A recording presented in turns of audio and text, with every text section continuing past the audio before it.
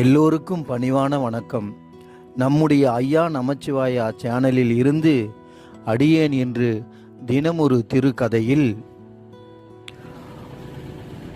ஒருத்தர் தினமும் காலையில் வேலைக்கு போகிறதுக்கு முன்னாடி 4 இட்லி, ஒரு பார்சலோ இல்லை 2 பார்சலோ இல்லை 4 பார்சலோ அவர் கையில் அன்னைக்கு எவ்வளோ காசு இருக்கோ அதுக்கு தகுந்தா போல் டிஃபன் வாங்கிட்டு அப்படியே வருவார். பஸ் ஏறதுக்கு முன்னாடி வழியில் பிளாஸ்டிக் பாட்டில் பொறுக்கிறவங்க, அப்புறம் தெரு பெருக்கிறவங்க, அதுக்கப்புறம் பிச்சைக்காரங்க, யாராவது சாமியாருங்க, இப்படி அவர் கண்ணில் யார் படுறாங்களோ அவங்களுக்கு அந்த பார்சலை, இட்லி பார்சலை அன்னதானமாக கொடுத்துட்டு தான் அவர் வேலைக்கு போவார். இது அவர் தினமும் வாடிக்கையாக பண்ணிட்டு வர்றார். ஒரு நாள் தவறாமல். காசு இல்லைன்னா ஒரு பார்சல் மட்டும் வாங்குவார், 4 இட்லி மட்டும் ஏதாவது ஒருத்தர் கொடுத்துட்டு போவார்.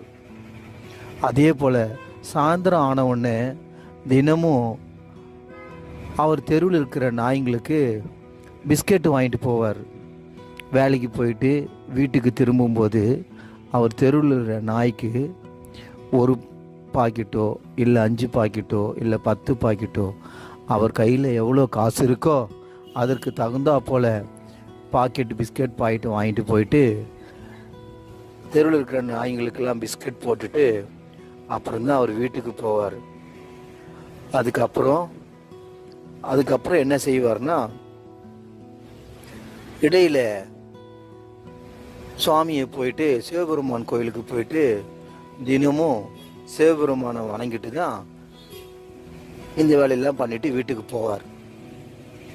ஒரு முறை அவர் கோயிலுக்கு போகும்போது பாக்கெட் நிறைய சில்லறையை போட்டுக்கிட்டு கோயிலுக்கு போனார். அப்போ அடிக்கடி அப்படி தான் செய்வார். அவர் கோயிலுக்கு போனோன்னாவே நிறைய சில்லறை காசு பாக்கெட்டில் எடுத்து போட்டுக்கிட்டு தான் கோயிலுக்கு போவார்.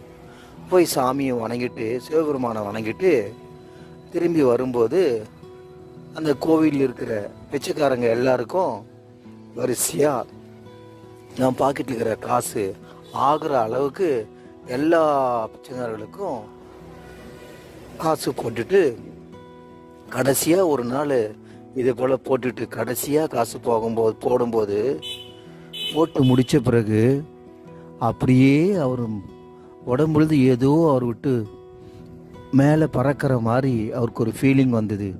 அப்படியே உடம்பெல்லாம் தக்கியே ஆயிடுச்சு. அப்படியே ஃப்ரீயாக ஆகிட்டார்.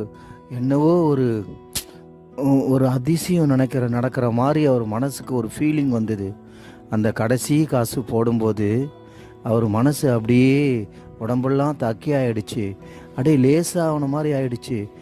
ஒரு ஆத்மார்த்தமான ஒரு ஆனந்தமாக அது மனசில் அவரே உணர்ந்தார். அப்படி உணர்ந்து அப்படி ஒரு சந்தோஷம் அவருக்கு.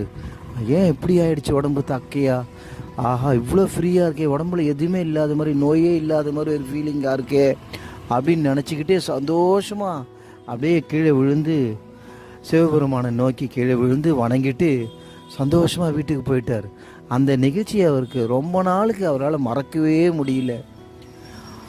அதுக்கப்புறம் இந்த நிகழ்ச்சிகளுக்கு பிறகு ஒவ்வொரு நாளும் அவர் என்ன செய்வார், காலையில் அன்னதானம் பண்ணுற மாதிரி, இரவில் நாய்களுக்கு பிஸ்கெட் போடுற மாதிரி, சுவாமியை தினமும் கோயில் சிவபெருமானை வணங்குற மாதிரி, காலையில் எழுந்த உடனே ஆஃபீஸ் போகிறதுக்கு முன்னாடி சுவாமிக்கு படைச்சிட்டு தான்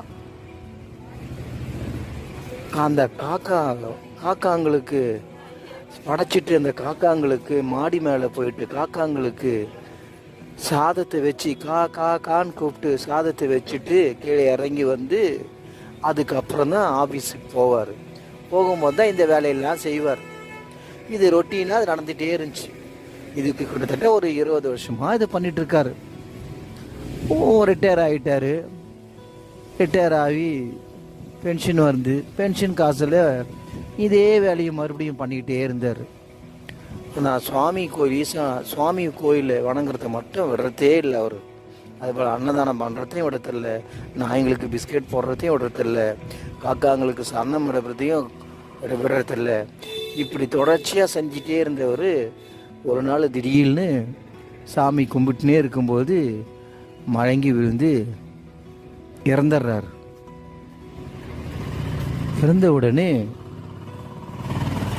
மேலே போயிட்டுருக்காரு. மேலே போயிட்டுருக்கும்போது அங்கே வழியில் வரிசையாக ஆச்சரியம் பாருங்க, மேலே இறந்த அவருடைய ஆத்மா போயிட்டே இருக்கு. வழியில் அப்படியே நாய்கள் வரிசையாக நிற்கிதுங்க. வாயில் பூக்களை வச்சுக்கிட்டு அவரை வரவேற்குதுங்க நாய்ங்க. அதுக்கப்புறம் கொஞ்சம் தூரம் மேலே போகிறாரு, பறக்கிறாரு. வழியில் அப்படியே மக்கள் நிறைய பேர் அவர் அன்னதானம் போட்டார். அந்த பிச்சைக்காரங்க அந்த ஆத்மாக்கள் அப்படியே வழி வருக நின்று மழை தூவி அவரை வரவேற்கிறாங்க. கொஞ்ச தூரம் போன உடனே பார்த்தா தலைக்கு மேலே நூற்றுக்கணக்கான காக்காங்க அப்படியே தலைக்கு மேலே பறக்குது. பறந்து அவரை வரவேற்குன்னு அவர் மேலே அப்படியே பறந்து அவர் கூடவே நடந்து போகுதுங்க. இதெல்லாம் பார்த்த உடனே மேலோகத்தில் சிவபெருமான் பார்வதி தேவி பார்த்து யான்னு சிரிக்கிறாரு. என்னுடைய பக்தன் வரான் பாரு அப்படின்னு சொல்கிறாரு. ஆமாம் சுவாமி, இவரை பற்றி இவ்வளோ காக்காங்க வர வைக்குதுங்க, நாய்ங்க வர வைக்குதுங்க, மனிதர்கள்லாம் வர வைக்கிறாங்க. இவர் சொர்க்கத்துக்கு தானே போவார், சிவலோகம் தானே போவார், இங்கே தானே வருவாருன்னு பார்வதி தேவி கேட்குறாங்க. அதுக்கு சிவபெருமான் சிரிச்சுக்கிட்டே, இல்லை அவன் மறுபடியும் மானிட பிறவி எடுக்கணும் அப்படின்னு சொல்கிறார். ஏன் சுவாமி அப்படின்னு கேட்ட உடனே அது அவனே கேட்டது தான். என்னை தினமும் வணங்கும்போது அடுத்த பிறவியில் நான் உன்னை பூஜிக்கணும், நான் உன்னை தினமும் பூஜை செய்யணும், அந்த பூஜை செய்து அந்த ஆத்மார்த்தமான சந்தோஷத்தை நான் அடையணும், அதுக்கப்புறம் உன்னை நான் அடையணும் சுவாமி அப்படின்னு ஒவ்வொரு நாளும் என்னை வணங்கும்போது அவன் கேட்டுக்கிட்டே இருப்பான். அவன் கேட்டதை, என் பக்தன் கேட்டதை, என் அடியார் கேட்டதை நான் நிறைவேற்றணும் இல்லையா? அதனால் அவனை இந்த வரும் பிறவியில் அவனை ஒரு குருக்களாக அவனை பிறவி அனுப்புகிறேன் அப்படின்னு சொல்லி அந்த ஆத்மாவை குருக்களாக கீழே அனுப்புகிறாரு. அந்த ஐயர் குலத்தில் பிறந்து குருக்களாகி சுவாமிக்கு பணிவிட புரிஞ்சு கடைசியில் சிவலோக பதவி அடைகிறாரு அந்த ஆத்மா. இந்த கதை உங்களுக்கு பிடிச்சிருந்தா சந்தோஷம் அடையுங்க, பிடிக்கவில்லை என்றால் வருத்தம் அடைய வேண்டாம். திருச்சிற்றம்பலம், திருச்சிற்றம்பலம், திருச்சிற்றம்பலம். நன்றி, வணக்கம்.